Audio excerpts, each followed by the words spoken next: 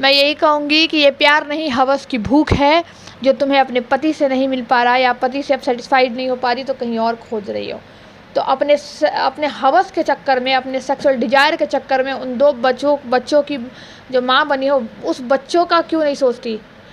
उन बच्चों का भविष्य क्यों खराब कर रहे हो आप आपने लोग? देखा होगा ज्योति मौर्या वाला घटना, यहाँ वैशाली में एक घटना हो गया कि शिक्षिका हेडमास्टर के साथ फरार हो गई।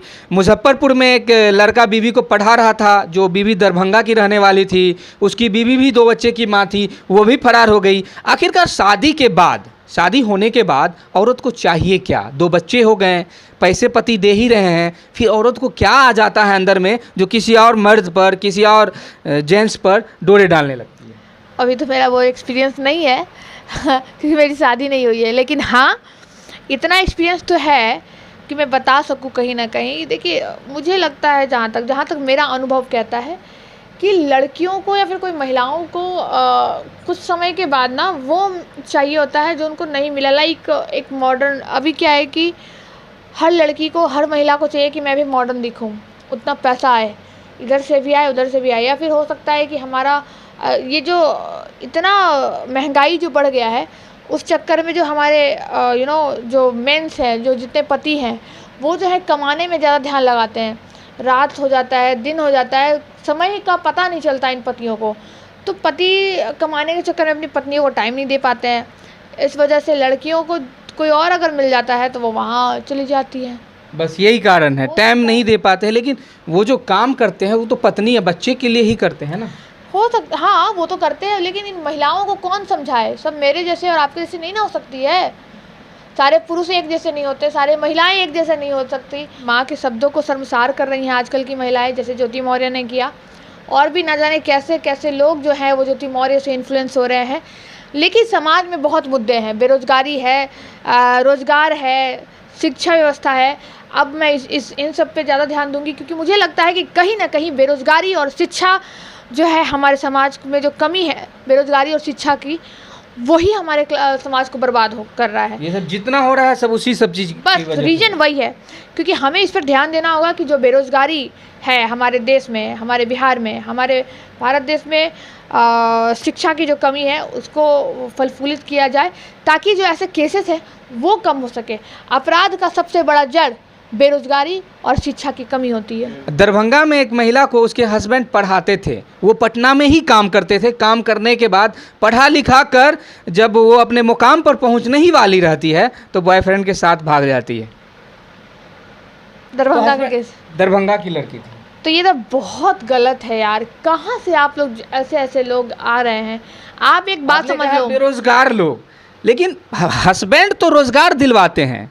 हस्बैंड नौकरियां खोजते हैं, मेहनत करते हैं कि अपनी वाइफ को कहते हैं तुम पढ़ो, जितना पैसा लगेगा जैसे होगा हम ला के देंगे। कितने हस्बैंड हैं जो नाला साफ करते हैं, वाइफ को पता नहीं चलता कि मेरे हस्बैंड क्या कर रहे हैं। कितने हस्बैंड हैं मंडी में जाकर बोरा उठाते हैं, तरह तरह का काम करते हैं कि आज हमको 500 हुआ है और भी काम कर लेंगे तो हमको 1000-1200 होगा, जिसकी वजह से महीना में जो 10,000-15,000 ट्यूशन फी है अपनी वाइफ का वो हम दे सके।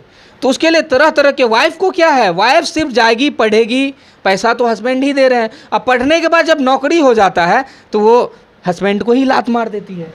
ये गलत है। जितनी भी महिलाएं, हस्बैंड बच्चे को छोड़कर चली जाती है। ये बहुत गलत है। ये पत्नियां पता नहीं कहाँ से क्या इन्फ्लुएंस हो रही हैं, या तो ये बेवकूफ़ है पूरी तरीके से किसी के बातों में आ जा रही हैं, या तो इनको कुछ अलग चाहिए जो इनका पहला हस्बैंड नहीं दे पा रहा है।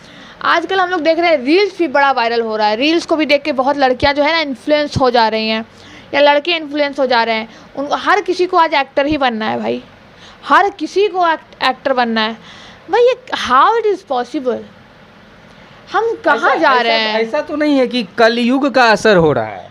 कहीं पर सास पुतों में हो जाता है, कहीं पर बड़े भैंसुर के साथ कोई भाग जाती है, कहीं पर छोटे बच्चे के साथ भाग जाता है। यानी इस कलयुग में नए नए तरीके के प्यार, नए नए तरीके समाज को बदनाम कर लोग। मैं क्या ही बोलूँ, ये छीछी लेदर हो गया यार। क्यों महिलाओं को ही टारगेट करते हैं? क्यों महिलाएं अब ऐसा करने लगी हैं? उनको ये नहीं समझ में आ रहा कि हम महिलाओं का जो है ना इज्जत संसार हो रहा है। एक महिला की वजह से सारी महिलाएं एक तराजू पे तौल दी जा रही हैं। मत करिए ऐसा। आज ज्योति मौर्या, दरभंगा कांड, वैशाली कांड, सबको लेकर 93 हस्बैंड अपनी वाइफ को 93 वाइफ को खान सर के यहाँ से लेकर चले गए, पढ़ाई छुड़वा दिए, तो एक की वजह से कितनी की लाइफ बर्बाद हो गई। वाकई मैं देख पा रही हूँ ये चीज़ बहुत गलत है। आई डोंट नो कि आप लोग क्यों ऐसा कर रही हैं, लेकिन मेरी बातों को समझिए कि मैं कहना क्या चाहती हूँ। ऐसा है ना, मुझे लग रहा है भाई कि हमारा समाज कुछ ज़्यादा ही मॉडर्न हो गया है। आज इससे तो कल उससे क्या ही फ़र्क पड़ता है। सेक्स ही तो करना है, ज़्यादा कुछ नहीं, बस सेक्स ही तो करना है। सेक्स की बातें है भाई, आज इससे कर लेते हैं, उससे कर लेते हैं, मज़े लेते हैं। यही एक प्रोपेगेंडा है ना जो बन गया एक लड़के के लिए भी और एक शायद लड़कियों के लिए भी।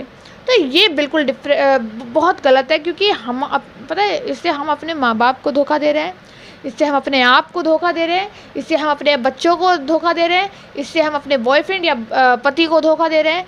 और होना जाना कुछ नहीं है, बस होगा एक ही, लास्ट में धोखा घूम के आना पड़ेगा उसी हस्बैंड के पास, और नहीं तो घूम फिर के जाइए कोर्ट के पास, और नहीं जाना तो पड़ेगा ही। और नहीं तो फिर हमारे जैसी एनजीओ फिर बुलाएगी। हाँ आइए, मैं कहती हूँ सबसे अच्छी मेरे नज़र में ना प्रोस्टिट्यूशन है, जो करती है साफ साफ करती है कि हाँ में अपना धंधा करती है, बस बोलती भी है कि हम इतने रुपए लेते हैं। हाँ। लेकिन जो वाइफ किसी की अपने जिंदगी हस्बैंड को धोखा देकर पीछे में धंधा करती है, इस पर आप क्या बोलिएगा। आज 93 वाइफ का ज़िंदगी बर्बाद कर दिया। 93 हस्बैंड अपनी वाइफ को लेकर चले गए। खान सर भी रोक नहीं पाए कि अच्छी है, सबको एक तराजू में तौल दिया गया। जितनी महिलाएं हैं, शादीशुदा महिलाएं जो कुछ करना चाहती है, कुछ बनना चाहती है, सबको एक तराजू में तौल दिया गया, ज्योति मौर्या के तराजू में। सबकी लाइफ खराब हो गई, क्योंकि वो जो तौलने वाले हैं ना वो बेवकूफ़ है, या तो वो बिल्कुल अनपढ़ गवार जाहिल है बिल्कुल, या तो वो बहुत ज़्यादा पॉजिटिव है, और या तो वो खुद चरित्रहीन लड़के होंगे, क्योंकि उनको खुद पे भरोसा नहीं है। क्योंकि वो भी भरोसा नहीं, बीवी पे छोड़ो यार, बीवी पे खुद पे भरोसा नहीं होगा।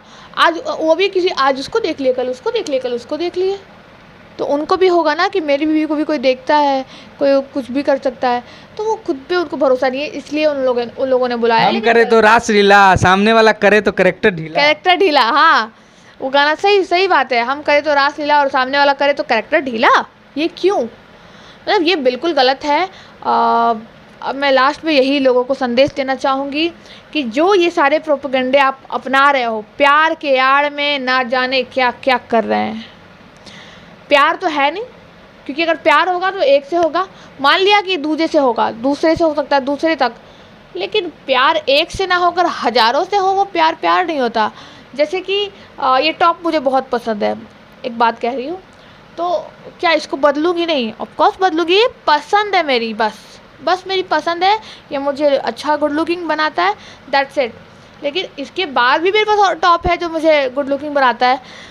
इट मीन्स कि आजकल की लड़कियां या लड़के लड़कियों को, और लड़कियां लड़कों को, और लड़का लड़कियों को ये कपड़ों की तरह समझ लिया है। जो मुझे सूट किया, ओके इट्स फाइन, ये मैंने ट्राई कर लिया है, इट्स फाइन, ओके, अब ये नहीं चलेगा, देन बाय बाय, एंड फिर हम दूसरा ट्राई करते हैं, ओके इट्स फाइन, इसमें मैं बहुत अच्छा लग रहा हूँ या इसमें बहुत अच्छी लग रही हूँ, एंड फिर उसको निकाल देना है। मतलब अपने ज़िंदगी से कपड़ों की तरह किसी लड़कियों को निकालते हैं। ये कपड़े आपके जीवन नहीं संवार सकते, बस ये आपको अच्छा लुक दे सकते हैं। तो कपड़े और इंसान में जो फ़र्क है उसको समझिए। ये थिन लाइन बिटवीन जो हमारा जो लाइन है ना, उसको हम लोग क्रॉस कर चुके हैं।